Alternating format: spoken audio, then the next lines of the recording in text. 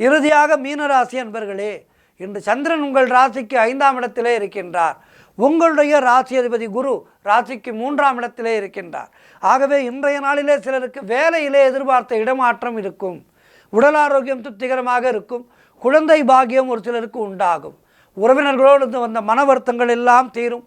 முன்னோர்களுடைய சொத்திலிருந்து உங்களுக்கு வரவேண்டிய பணம் கைக்கு வரும். பிள்ளைகளால் பெருமை ஏற்படும். வெளியூர் பிரயாணங்கள் வெற்றியை தரும். தொழில் மற்றும் வியாபாரத்திலே நல்ல முன்னேற்றம் உண்டாகும்.